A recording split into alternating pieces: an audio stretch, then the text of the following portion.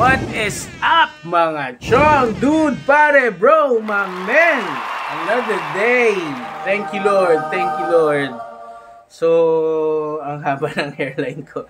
So, pupunta ako Lemery, Batangas, sa may Agoncillo. Ewan ko, parehas ba yun? Basta Agoncillo, Batangas. May pupuntahan lang na kaibigan at makikikain kasi wala akong lunch. Let's see, magmamotor lang tayo kasi wala na tayong kotse. So, no choice, magmamotor lang tayo. Pungas-pungas pa yung mata. Pero hindi na to yung bagong gising. Paano ba ginagawa yun? Galing ng mga vlogger, no? Sipin mo, pagkagising may camera agad. Paano kaya yun? Tsaka pag ginawa ko yun, baka magmukhang horror tong video natin. Pag ginawa ko yung mga woke up like this. Naku, hindi ubra woke up like this sa akin. Woke up horror. Baka hindi lang ako makapag-video habang nagmomotor, mga mamen. Kasi wala akong mga gamit na pang video. Baka pag ginawa ko yun, nilagay ko to sa motor tong camera. Phone lang naman to. Pag nilagay ko to doon, baka mamaya makita ninyo. Kala nyo lumilindol. Tara, mamen! Punta tayo. Agoncillo, Batangas. Saglit lang si tatay ha. Magmomotor lang. O, yan. Tuwing aalis ka, may ganyang itsura. Chucho! Chucho! Saglit lang si tatay ha. Wait mo si tatay dito ha. Wait mo tatay. Oh. High five na tatay. High five. Good boy. Good boy. Wait mo si tatay ha. Love you. Love you.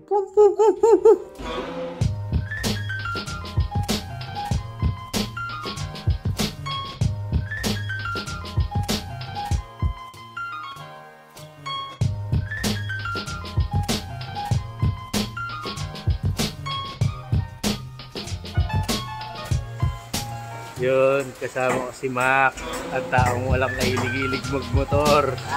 Wala itong kahilig-hilig magmotor.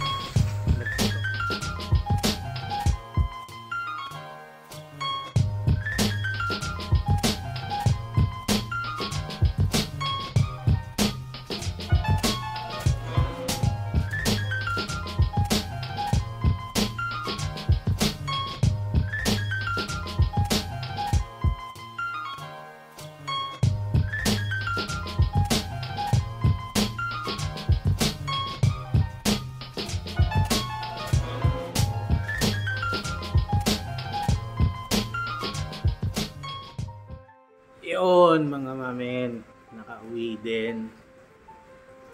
Mag-aalas 4. Woo! Solid. Solid.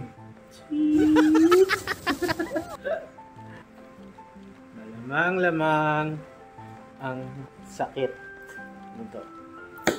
Kailangan trumekta na ng shower. Hey! Ito muna kayo. Usap tayo mamaya. May sasabihin. Ay, thank you Lord. Thank you Lord sa safe na biyahe papunta at pauwi dahil sobrang ulan talaga. Ay! Pero okay naman. At least nakita ko yung friend ko.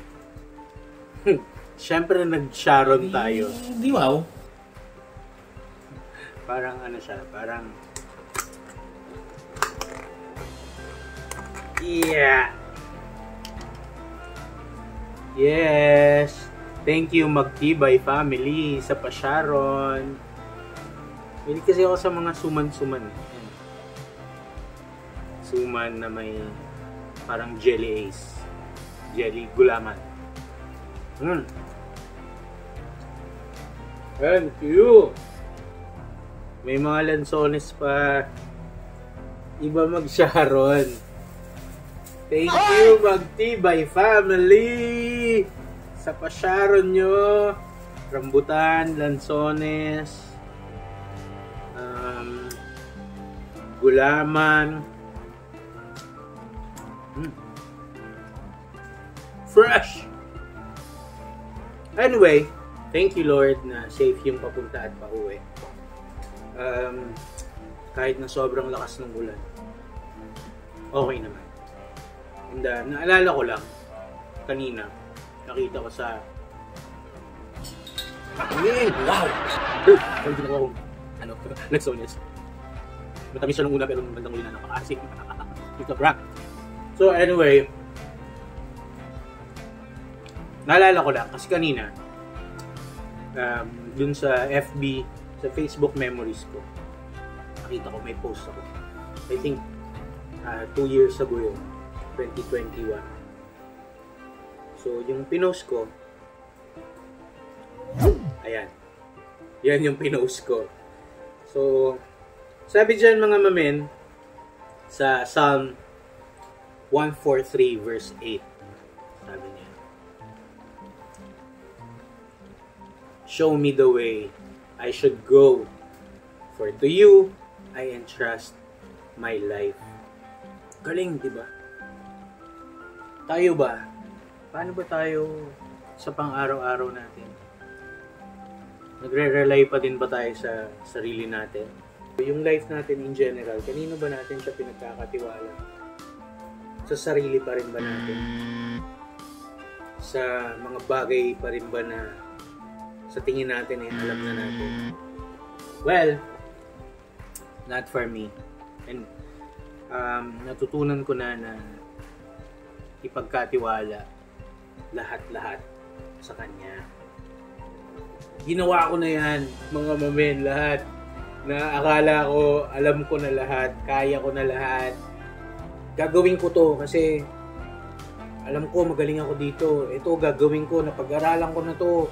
Itong trabaho na to, papasukin ko to kasi magaling ako dito. Itong bagay na to, dito ako, pinag-aralan ko to and okay to. Itong negosyo na to, pinag-aralan ko to, kikita to. Pinag-aralan ko, ako. Lagi na lang ako. So alam mo yung mga mamen, dumating ako sa punto na sabi ko talaga, ayoko na mag-focus sa ako. Kasi, ginawa ko siya pero nalugmok na talagang hinumble niya ako. For me to understand that in life, you need to trust Him. Kailangan mo talaga siyang pagkatiwalaan, mamen. Dumating ako sa punto na wala na akong choice. Financially depleted, na wala yung mga relationship, and talagang to the point na wala na akong matakbuhan. Pasensya na sa buhok ko. Sana naman, what I'm trying to say is, sana wag na nating hintayin yung time na kailangan pa tayong i-call out sa ganung pamamaraan na wherein talagang lulugmok ka talaga na parang kulang na lang, umalik ka na sa lupa sa sobrang problema, sa sobrang challenges na pagdaraanan. August 2021, I'm in the process na talagang sumuko na lang talaga ako sa Kanya.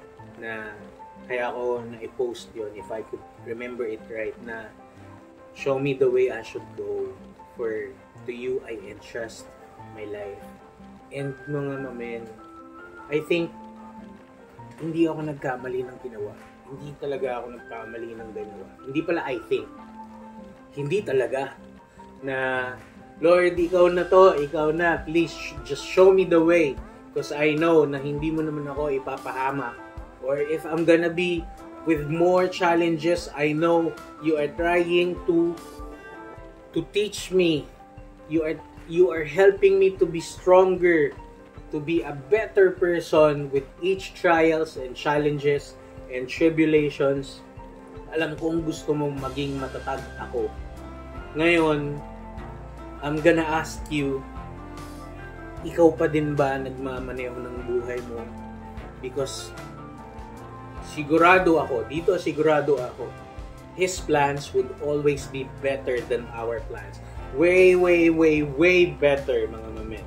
Way better, mga mamen. 100% ako dyan. 101, 102, 103%. His plans are better than our plans. Period.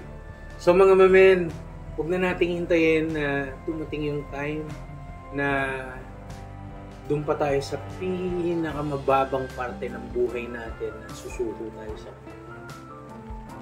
if we are blessed right now, financially, relationship, sa mga bagay-bagay na pinangarap natin and na bless na tayo agad, Let's give Him the praise. Thank you, Lord, for all the blessings. Thank you, Lord, that I am here. Huwag na nating hintayin na kunin na muna niya lahat sa atin. Kasi nakikita niya na parang doon na lang tayo nakafocus. Hindi na tayo lumalapit sa Kanya. Kasi yun palagi ang tendencies. Pag masaya tayo, nakakalimutan natin siya. Pero pagka problema na, doon lalapit na tayo. So wag naman sanang dumating pa sa ganun. Right now, kung ano man ang sitwasyon mo ngayon, if you are talagang sobrang blessed, lapit na tayo sa Kanya and let's just give Him the praise that He deserves. Dahil lahat ng meron tayo ngayon, galing sa Kanya yan. Galing sa Kanya. So let's thank Him for that. Let's thank Him for that. Bumiyahe lang ng motor, ang dami ng sinabi. Hindi, naalala ko lang kasi mga mame, nakita ko lang doon sa memories. Kaya naisip ko din na, alam mo yung biyahe kanina, na I think, alam mo yun, kung talagang wala na, accidents are just everywhere. But, alam mo yun, na nasa puso ko na, sige, okay lang, kahit maulan, kahit halos wala ka nang makita, because Lord, I know you're gonna take care of me. I entrust you my life 100%. Ganun eh. Dami ko ganun. So, ayun lang naman mga mamen. So, I hope mga mamen, heart check tayo right now. Heart check. Whatever you are going through, walang schedule ang paglapit sa Kanya at pagsabi ng thank you and I'm sorry. Wala yung schedule mga mamen. It's always now. It's always now. Talk to Him right now. Any time of the day. Walang schedule yan mga mamen. Wala yung out for lunch. Wala yung noontime break. Walang mga ganun-ganon. Walang up until 5 p.m. lang. Any time of the day mga mamen. Lapit ka na sa Kanya. Sabihin mo na yan. Let's just thank Him. Because He deserves all the praise and glory. Happy or sad tayo, meron o wala tayo, saying the fact that we are still alive, that means sobrang patient pa niya sa atin. Binibigyan pa niya tayo ng chance to be a better person, to go back to Him. Alam mo yun? So let's do that. Nasobrahan lang ako ng buko pandan, ng leche flan, ng mga sweets kanina. Kaya medyo active. And nasobrahan din yung buhok ko. Yun lang naman. Happy birthday nga pala kay tatay kanina yung pinuntahan namin. At ang galing, may mga tradisyon na mga, anong tawag doon? Tawag nila ating itik-itik yung nasayo-sayo yung tutok ko. Sayo-sayo doon para siyang passion yung may mga nakanta pa. So happy birthday sa 87th birthday. Wow! Sana all 87. Umabot ng 87. Grabe no, galing. So yun lang naman mga mamen. Galing. Ang asim talaga. May maasim, may matamis, may jackpot ang asim. Alam mo yun. So, mamen, yun lang naman. Maraming salamat ulit. And as always mga mamen, stay safe, stay healthy, stay happy. There's more. Mga mamen, stay connected to God. I will see you on the next video. See ya mga